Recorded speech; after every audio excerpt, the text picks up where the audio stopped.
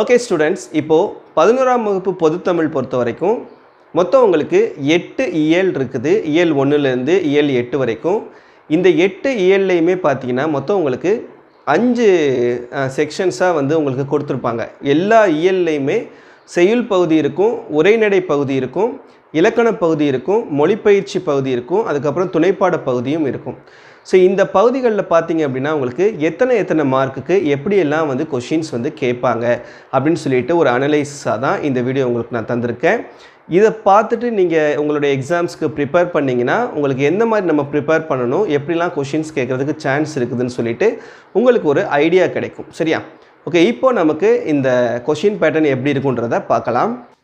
Okay students, இப்போது உங்களுடைய question pattern பொறுத்த வரைக்கும் மொத்தம் உங்களுக்கு 5 பார்ட்ஸாக பிரிச்சிருப்பாங்க. இங்கிலீஷில் பார்ட் அப்படின்னு சொல்லுவோம், தமிழில் பகுதின்னு சொல்லுவோம். மொத்தம் 5 பகுதியாக உங்களுக்கு இந்த கொஷினை பிரிச்சிருப்பாங்க. பகுதி 1 பார்த்தீங்கன்னா 1 மதிப்பெண் வினாக்கள், பகுதி 2ல் 2 மதிப்பெண் வினாக்கள், பகுதி 3ல் 4 மதிப்பெண் வினாக்கள், பகுதி 4ல் 6 மதிப்பெண் வினாக்கள், பகுதி 5ல் பார்த்தீங்கன்னா 4 + 2 மொத்தம் 6 மதிப்பெண்ணுக்கு அந்த பகுதி 5 இருக்கும். ஸோ இந்த மாதிரி மொத்தம் 5 பகுதிகளாக இந்த கொஷின் பேட்டர்னை உங்களுக்கு கொடுத்துருப்பாங்க. இப்போ ஒவ்வொரு ஏரியாவில் இருந்தும், அதாவது செய்யுள், உரைநடை, இலக்கணம், மொழிப்பயிற்சி, துணைப்பாடம், இந்த மாதிரி ஒவ்வொரு தலைப்புகளில் இருந்தும் உங்களுக்கு ஒவ்வொரு பகுதியிலையும் எத்தனை மார்க்குக்கு கொஷின்ஸ் கேட்பாங்க, அதுக்கு நீங்கள் எந்த மாதிரி ப்ரிப்பேர் பண்ணணும் அப்படின்னு சொல்லிட்டு இப்போ நம்ம பார்க்கலாம். ஃபஸ்ட்டு உங்களுக்கு இந்த பகுதி 1 இருக்குது பார்த்தீங்களா, 1 மதிப்பெண் வினாக்கள். இது பல உள் தெரிக, அதாவது சூஸ் த கரெக்ட் ஆன்சர் டைப்பில் இருக்கும். மொத்தம் உங்களுக்கு இந்த செய்யுள் பகுதி, உரைநடை பகுதி, இலக்கண பகுதி, மொழிப்பயிற்சி பகுதி, துணைப்பாட பகுதி, எல்லா பகுதியும் சேர்த்து 14 மார்க்குக்கு இந்த பகுதி 1 உங்களுக்கு கேட்பாங்க. மொத்தம் 14 கொஷின் இருக்கும். கேள்வி எண் 1ல் இருந்து கேள்வி எண் 14 வரைக்கும் மொத்தம் 14 சூஸ் த கரெக்ட் ஆன்சர்ஸ் கொடுத்துருப்பாங்க. 14க்குமே 4 ஆப்ஷன்ஸ் கொடுத்துருப்பாங்க. அதில் எந்த ஆப்ஷன் கரெக்டான ஆப்ஷனோ அதை நீங்கள் சூஸ் பண்ணி எழுதுகிற மாதிரி இருக்கும். இந்த 14 கொஷினில் 6ல் இருந்து 7 கொஷின்ஸ் வரைக்கும் உங்களுக்கு புக் பேக் கொஷின்ஸ் கேட்டுருவாங்க. ஒவ்வொரு 7க்கு பின்னாலையும் உங்களுக்கு கொஷின்ஸ் கொடுத்துருப்பாங்க, பலவுள் தெரிகன்னு சொல்லிட்டு. அதை மட்டும் நீங்கள் தரவாக படிச்சிங்கன்னா 6லேருந்து 7 கொஷின்ஸ் உங்களால் அட்டன் பண்ண முடியும். பட் மீது ரிமைனிங் இருக்கக்கூடிய கொஷின்ஸ் பார்த்தீங்கன்னா 7ல் இருந்து உங்களுக்கு 8 கொஷின்ஸ் வரைக்கும் இன்டீரியர் கொஷின்ஸ் கேட்பாங்க. புக்குக்கு உள்ளே இருந்து ஓனாக அவங்க கேட்பாங்க. ஸோ அந்த மாதிரி கொஷின்ஸ் பார்த்தீங்கன்னா உங்களுக்கு 7லேருந்து 8 கொஷின்ஸ் வர்றதுக்கான வாய்ப்புகள் இருக்குது. ஸோ அப்படி வரக்கூடிய கொஷின்ஸ் உங்களுக்கு எதெல்லாம் வரும்னா, செய்யுள் பகுதியில் பார்த்தீங்கன்னா உங்களுக்கு இலக்கண குறிப்பு இருக்கும். அந்த இலக்கண குறிப்பு கொஷின்ஸ் உங்களுக்கு புக் பேக்கில் கொடுத்துருக்க மாட்டாங்க. உள்ளே இருந்து நான் உங்களுக்கு எது வேணாலும் கொடுத்து கேட்கலாம். அதுக்கப்புறம் பார்த்தீங்கன்னா புணர்ச்சி விதியிலிருந்து உங்களுக்கு இந்த 1 மார்க் கொஷின் கேட்பாங்க. அதுக்கப்புறம் பார்த்தீங்கன்னா பொறுத்துக இது நம்ம செய்யுள் பகுதியிலேருந்து ஒரு பக்கம் நூலினுடைய பெயர்கள், இன்னொரு பக்கம் அந்த ஆசிரியர்களுடைய பெயர்கள் கொடுத்துருப்பாங்க. அதை நீங்கள் பொறுத்து எழுதுகிற மாதிரி இருக்கும். அப்படி இல்லைன்னா ஒரு சைடு நூலினுடைய பெயர்கள், இன்னொரு சைடு காலம், அந்த நூல் எந்த காலத்தை சேர்ந்ததுன்னு சொல்லிட்டு பொறுத்து எழுதுகிற மாதிரி இருக்கும். அந்த மாதிரி கொஷின்ஸ் கேட்பாங்க. அதுக்கப்புறம் சொல்லின் பொருள், ஒரு சொல் கொடுத்துட்டு அதுக்கான கரெக்டான பொருள் என்னன்னு சொல்லிட்டு 4 ஆப்ஷன்ஸ் கொடுத்துருப்பாங்க. அதை நீங்கள் சூஸ் பண்ணி எழுதுகிற மாதிரி இருக்கும். அதுக்கப்புறம் கலைச்சொற்கள், மொழிப்பயிற்சி பகுதியில் உங்களுக்கு கலைச்சொற்கள் கொடுத்துருப்பாங்க ஒவ்வொரு இயல்லையும். அதையும் நீங்கள் தரவாக படிச்சுக்கிறணும். ஸோ இது மாதிரியான கேள்விகள் தான் உங்களுக்கு இந்த இன்டீரியர் கொஷின்ஸாக வரும். ஸோ இது எல்லாத்தையுமே தரவாக படிச்சிங்கன்னா கண்டிப்பாக 14 கொஷின்ஸ் 1 மார்க் கொஷின்ஸ் உங்களால் அட்டன் பண்ண முடியும். ஸோ டோட்டலாக பார்த்தீங்கன்னா இந்த பகுதியிலேருந்து உங்களுக்கு 14 மார்க்குக்கு இந்த பகுதியிலேருந்து உங்களுக்கு கொஷின்ஸ் வரும். அடுத்ததாக பார்த்தீங்கன்னா பகுதி 2 மதிப்பெண் வினாக்கள். இந்த பகுதியில் பார்த்தீங்கன்னா மொத்தம் உங்களுக்கு 3 பிரிவுகளாக கொடுத்துருப்பாங்க. பிரிவு 1 பார்த்தீங்கன்னா உங்களுக்கு செய்யுள் பகுதியிலிருந்து கேள்விகள் கேட்பாங்க. பிரிவு 1 செய்யுள் பகுதியில் இருக்கக்கூடிய குறுவினாக்கள் பிரிவு 1ல் வரும். உரைநடை பகுதியில் இருக்கக்கூடிய குறுவினாக்கள் உங்களுக்கு பிரிவு 2ல் கேட்பாங்க. அதுக்கப்புறம் இலக்கண பகுதியிலையும் மொழிப்பயிற்சி பகுதியில் இருக்கக்கூடிய கேள்விகள் உங்களுக்கு பிரிவு 3ல் கேட்பாங்க. ஸோ இந்த மாதிரி 3 பிரிவாக பிரித்து கேட்டிருப்பாங்க. இதில் பிரிவு 1ல் பார்த்தீங்கன்னா கேள்வி எண் 15ல் இருந்து கேள்வி எண் 18 வரைக்கும் உங்களுக்கு இந்த பிரிவு 1ல் இருக்கும். மொத்தம் பார்த்தீங்கன்னா உங்களுக்கு 4 கொஷின்ஸ் கொடுத்துருப்பாங்க. அதில் நீங்கள் 3 கொஷின்ஸ் அட்டன் பண்ணுற மாதிரி இருக்கும். ஸோ 3 × 2 6 மார்க்குக்கு இந்த பிரிவு வந்து உங்களுக்கு இருக்கும். புக் பேக்கில் இருக்கக்கூடிய கொஷின்ஸ் குருவினாக்களை மட்டும் நீங்கள் தரவாக படித்தாவே போதும், இது நீங்கள் அட்டன் பண்ணிடலாம்.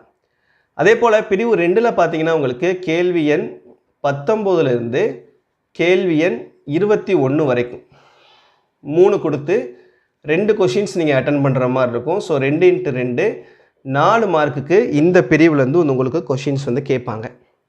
இந்த பகுதி 3ல் இலக்கண பகுதி மொழிப்பயிற்சி பகுதி 2லேருந்துமே உங்களுக்கு கொஷின்ஸ் வந்து கேட்பாங்க.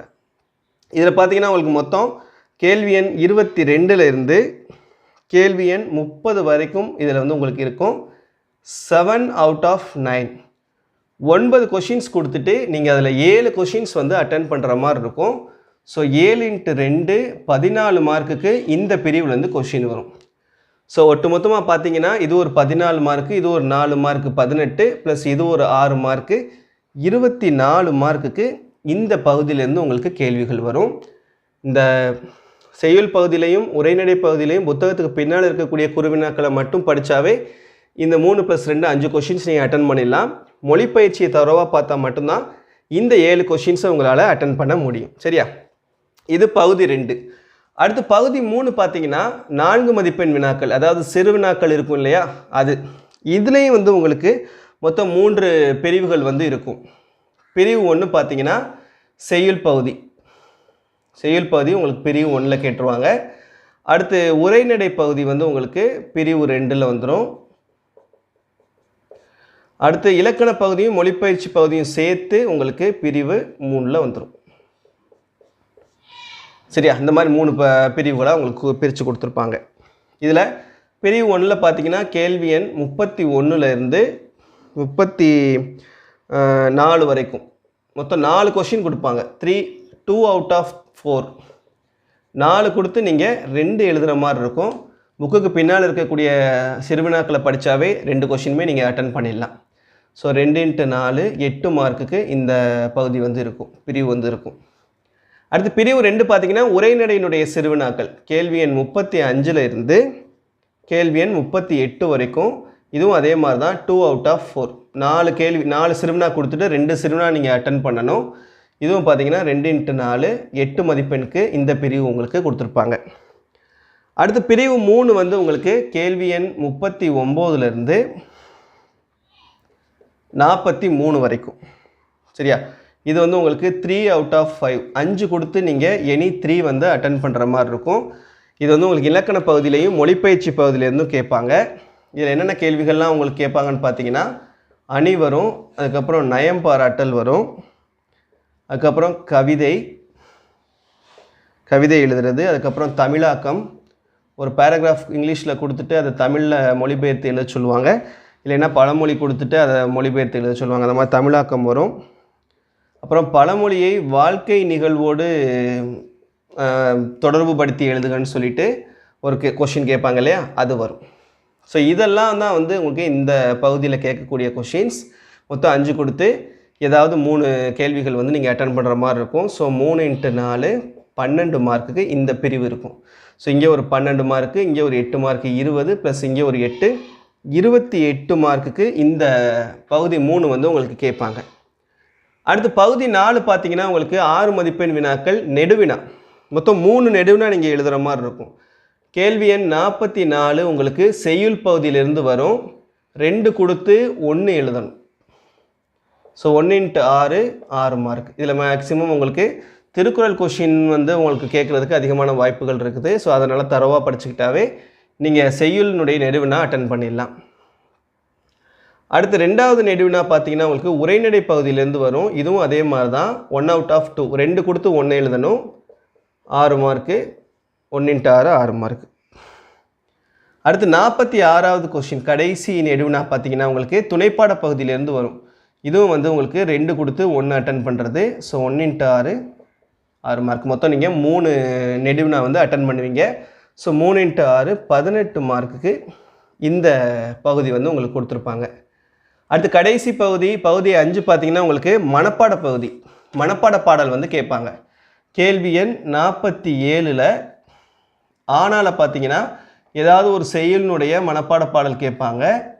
ஆவண்ணாவில் வந்து உங்களுக்கு திருக்குறள் இருக்கும், ஒரு திருக்குறள் கேட்பாங்க.